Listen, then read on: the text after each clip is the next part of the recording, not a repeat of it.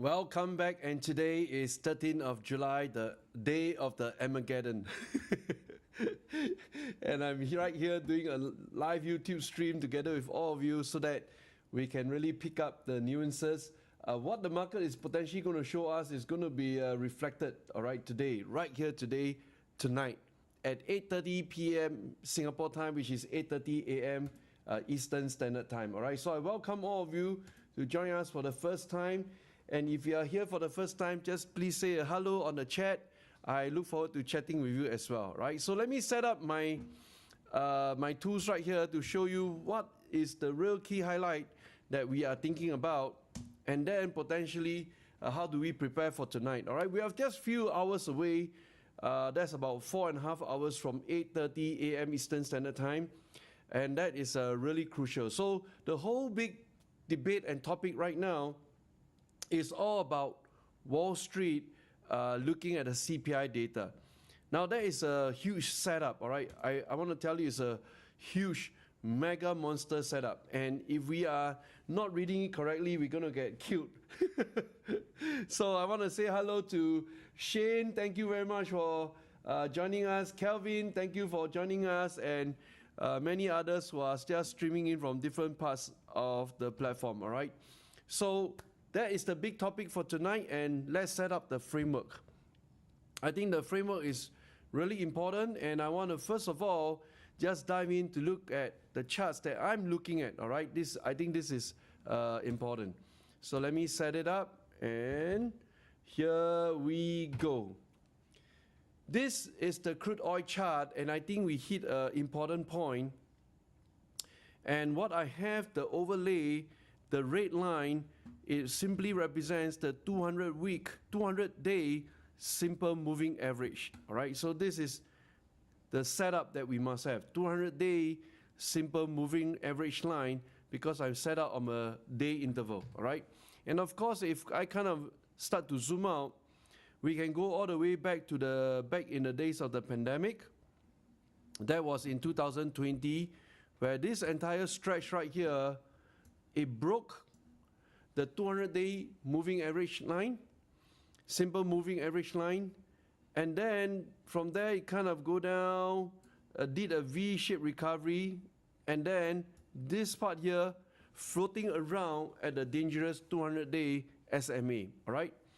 So we have second encounter right here, this period where it broke through, and that was towards the end of 2021, all right? And there are many reasons, because back then in December, if you remember, that was the really virality of the Omicron, the COVID-19 variant Omicron. And right now they call it the ninja virus, all right? It's so dangerous, so potent, everyone kind of gets spooked by it.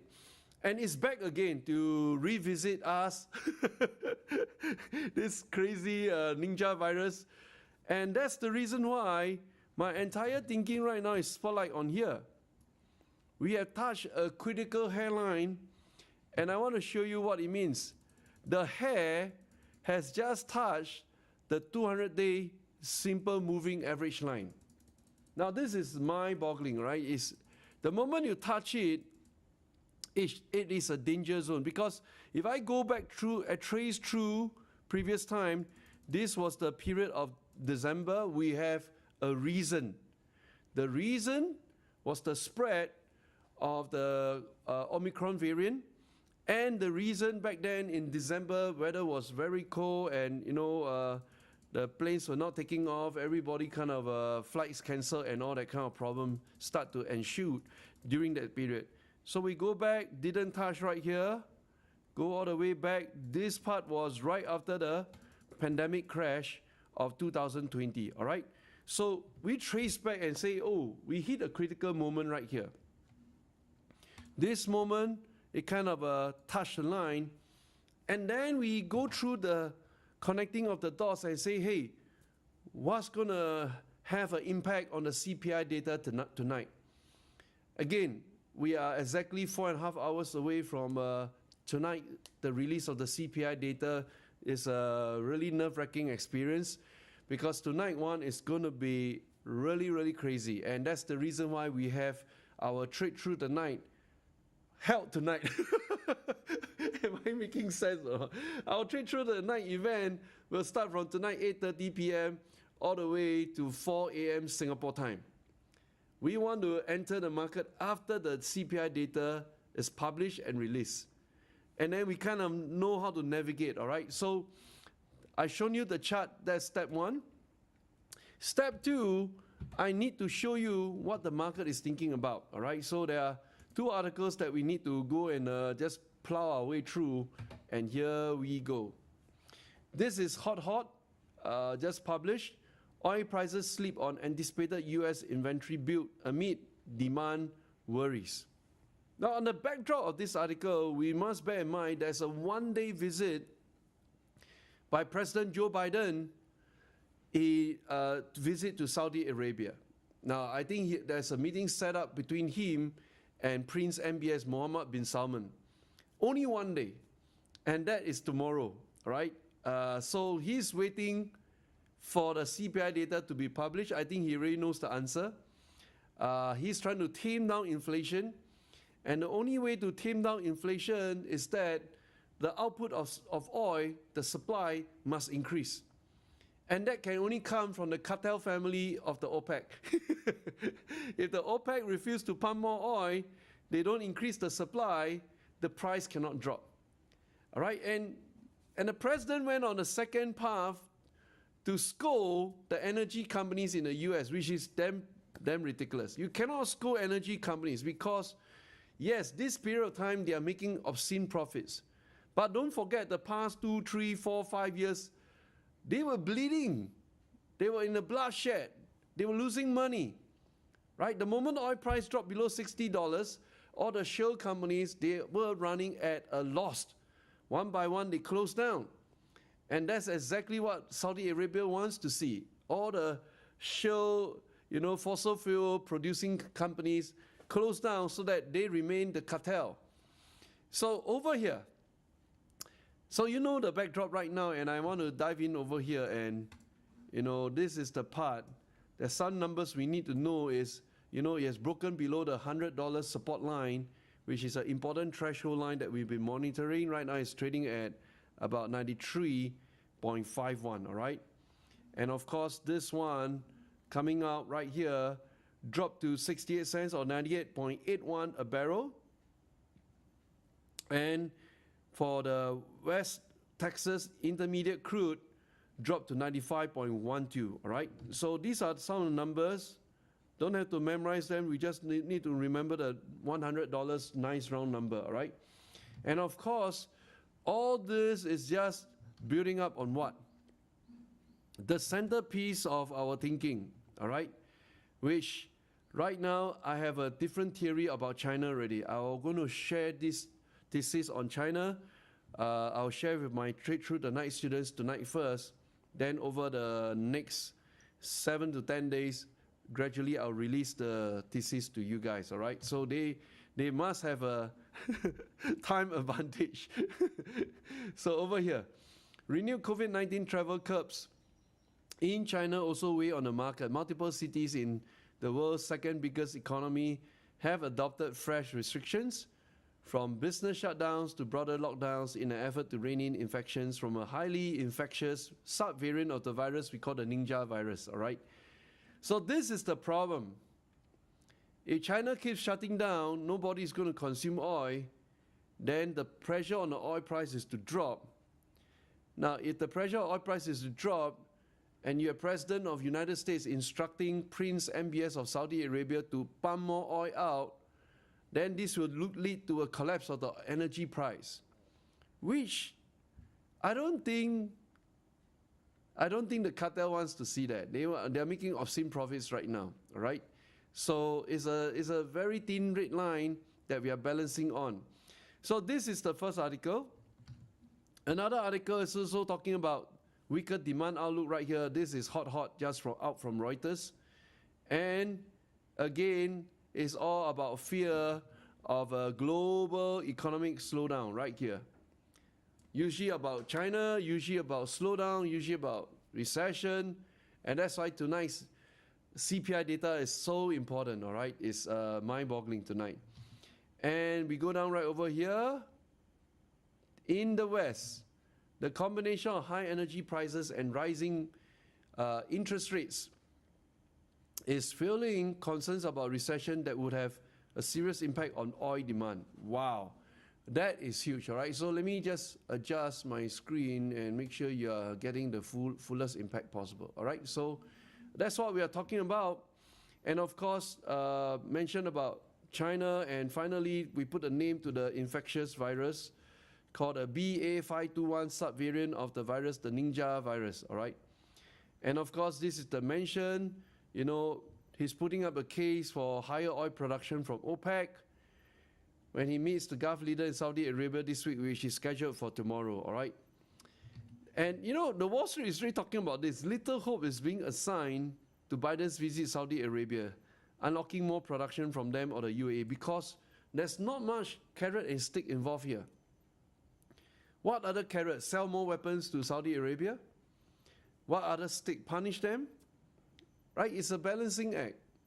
And they don't have much leverage on Saudi Arabia because Saudi Arabia has already pivoted to China.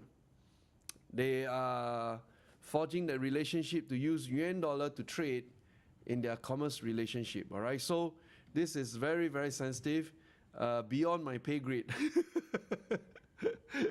And of course, it is still about imposing sanctions on Moscow, including a price cap of Russian oil to limit the country's profit and help to lower energy prices. This is theoretical. You can't put a price cap. So it's getting very nonsensical right over here. Okay? So we have a backdrop of this, and then we look at all the exciting oil companies. And of course, you know, the lead one is by Warren Buffett. And right now it's still holding strong at this level, right? This is Occidental, which Warren Buffett is accumulating. And the moment we previous time we draw out, the moment we are in a 65, 55 window, Warren Buffett is buying, right? This is the window. I don't think, or I don't suppose, you know, OXY to drop below 55, bearing certain surprises or black swan event, right? Because I think Warren Buffett right now is the largest shareholder. He has already start to average out his price around this range. Right? Of course, the first batch of purchase, which was marked right here, this very big green candle here, that was the first announcement by Warren Buffett. And then he loaded up more, average up, average up, average up, okay? So this is the first one I'm thinking about. The second one is Chevron, CVX. CVX has broken an important threshold. This was the one he placed a heavier bet during the purchase of Occidental. He made more purchase on Chevron as opposed to Occidental, all right? This guy kind of a mirror the other guy. Take a look at this, kind of a deja vu, right? You see, I'm able to present to you right now in this manner. Look over here, this is the sweet spot where crude kind of touched that line. And then I bring this part here, it's exactly the same. And then you realize, oh my gosh, this is like reflecting the same, right? So really gorgeous. So Chevron, in a way, is mirroring the crude oil price, whereas Occidental is still floating above the 200-day simple moving average line.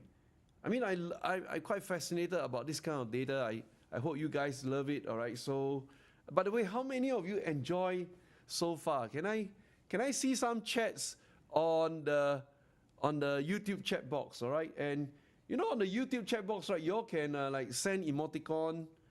You can buy some stickers.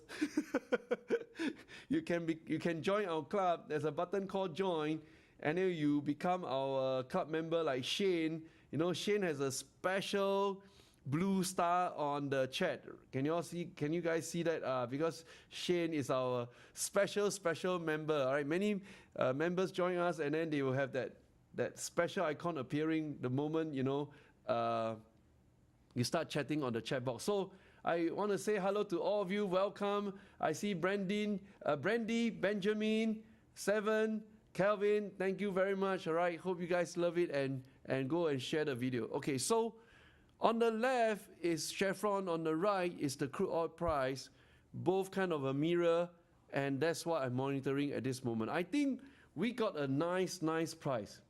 I'm still on the thesis that oil eventually has to go up. All right, but that thesis is working out well on my thinking regarding China. China, if we trace back to the history of China, I mean from the dynasties and to the old emperors, that run the country, they are very powerful, and that's why we call Siddhartha as the emperor of China, all right? And in China, they call him Siddhartha. Now, where am I driving at? The emperor right now is putting everything in his control in preparation for the October election or ascension of him to become the emperor. And when that moment comes and things settle down, I don't suppose he'll allow China to fall. Then that obviously, the Western forces will take advantage of it. When you have a weak China, they'll come and bite you up, swallow you up. It is so obvious. So they cannot allow domestically for it to go down. So consumption needs to go up, and they have controlled inflation very well, other than many other issues, internal issues. So what I'm looking at is, if we trace back, all right, if I kind of open up this back again, there must be a big enough reason for oil price to come and break below the 200-day line. Right? There must be a big enough reason. So we go back to trace all the big enough reasons. There were only 3 right there. So we go from, the first one is the pandemic. Then the second one is the COVID-19 variant, Omicron, which leads to the third one. What is the third one? Is the zero policy of China. Because of the shutdown, production has dropped, and the consumption of oil has dropped significantly. And that's the reason why I want to pan it out and everybody can see very clearly. The first one is the pandemic crisis, all right? So we can shift this really nicely right here. And I kind of want to, document this. I think it's important for everyone. The second one is Omicron. And the third one is a zero policy. Zero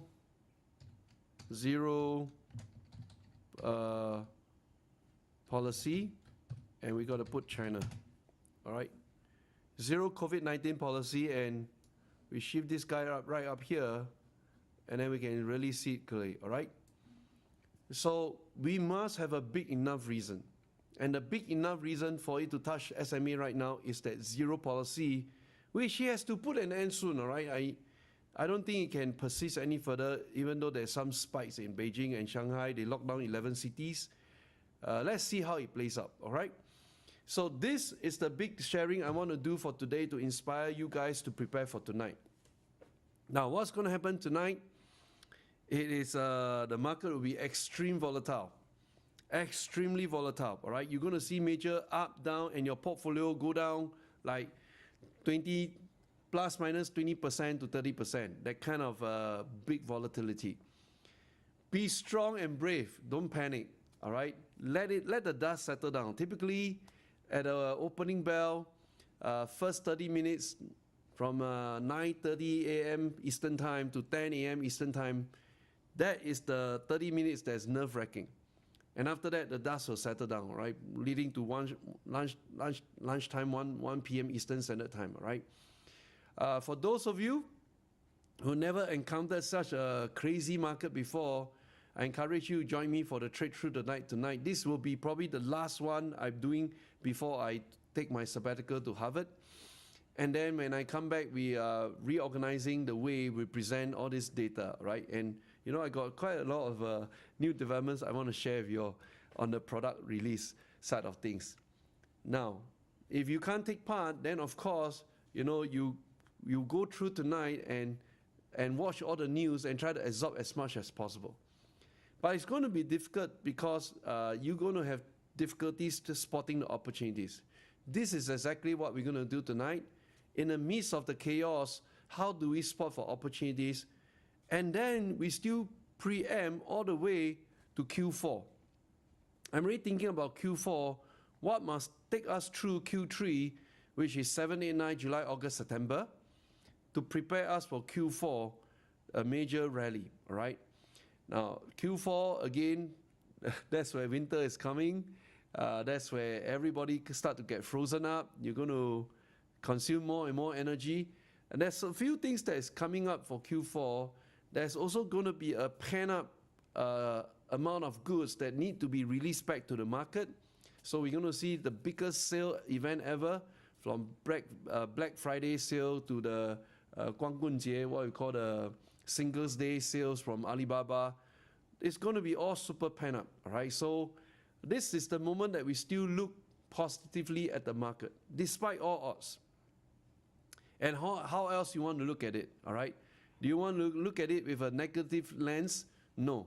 I always look at the market with a positive lens, and that's why it is important, okay? So I'm done my sharing for today. I hope you enjoy it, and for those of you coming tonight, make sure you come early. we want to flash on the screen, when they flash the CPI data out there. Wall Street is expecting 9.0. Oh my gosh, some expecting 9.4. Some expecting it drop to below 8.6. Let's see how it goes, all right? So thank you everyone for joining us here today. I really enjoyed this session with you guys, and please tune in again tomorrow. Tomorrow will be 4 p.m. because tomorrow I'm doing the cozy live trading with my students. So when I do the night training with the students, then our YouTube live will be in the afternoon, all right? Thank you so much, and may God bless you. Goodbye.